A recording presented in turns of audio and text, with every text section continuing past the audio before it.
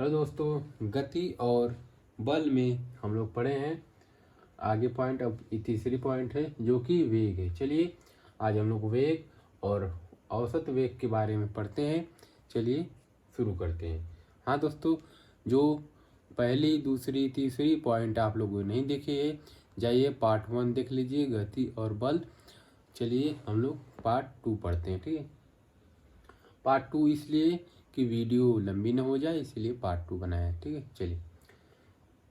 चलिए पहले आप परिभाषा है वेग। ठीक है, परिभाषा एक निश्चित दिशा में चली चाल को वेग कहते हैं। ठीक है, किसी दिशा है जो कि उसमें एक निश्चित चाल, मतलब सीधी चाल चाहे ऊपर नीचे, इसे उसी दिशा में एक तरफा मतलब चाल को दिशा, जिसे जिस तरफ आप चले, पूरब से पश्चिम या पश्चिम से उत्तर, तो उसको हम लोग एक समान चाल कहते हैं, जिसको हम लोग वेग कहते हैं। ठीक है, और वेग बराबर विस्थापन बटा समय।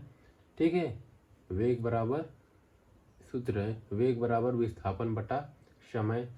और चलिए दूसरी पढ़ते हैं, औसत वेग, जो एवरेज वेलोसिटी है। किसी गतिमान वस्तु में कुल विस्थापन तथा समानांतर के अनुपात को औसत वेग कहते हैं। ठीक है, जैसे में किसी गतिमान वस्तु के कुल विस्थापन तथा समानांतर के अनुपात को औसत वेग कहते हैं।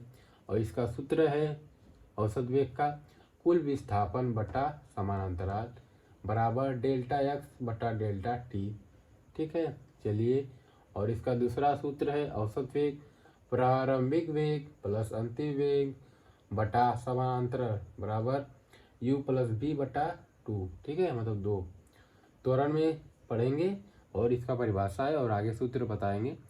समय के साथ वेग में परिवर्तन दर को त्वरण कहते हैं। ठीक है, चलिए आगे पढ़ते हैं सूत्र, और लाइक कर दीजिए दोस्तों, और आगे सवाल भी लगाएंगे, मतलब पूरा पॉइंट खत्म होने पर। चलिए धन्यवाद, सब्सक्राइब कर लीजिए।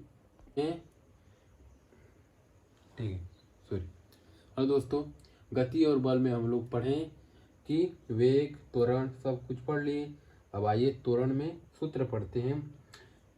ए बराबर भी माइनस यू बटा टी। ठीक है, और बी बराबर अंतिम वेग, यू बराबर प्रारंभिक वेग, टी बराबर समय।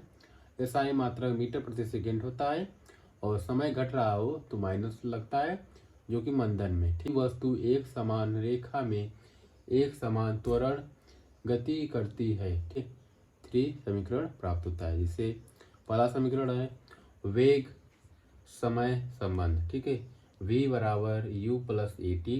दूसरा समीकरण है स्थिति में समय संबंध, s बराबर U T plus 1/2 AT square. ठीक है, और तीसरा है स्थितिक वेग संबंध, v स्क्वायर बराबर u स्क्वायर प्लस 2as। ठीक है, चलिए एक बार और डिस्कस कर लेते हैं। 3 समीकरण मिलते हैं। पहला है वेग नहीं है, v बराबर यू ए टी। ठीक है, और स्थिति संबंध समय संबंध में यस बराबर U T plus 1/2 AT square. और तीसरा समीकरण है v स्क्वायर बराबर यू स्क्वायर प्लस 2as। और आगे बढ़ते हैं, गुरुत्व के अंतर्गत गति के नियम। चलिए, गुरुत्व के अंतर्गत गति के नियम सब्सक्राइब कर लीजिए दोस्तों, और बेल आइकन दबाना न भूलिए। चलिए बढ़ते हैं, कमेंट करिए और लाइक कर लीजिए।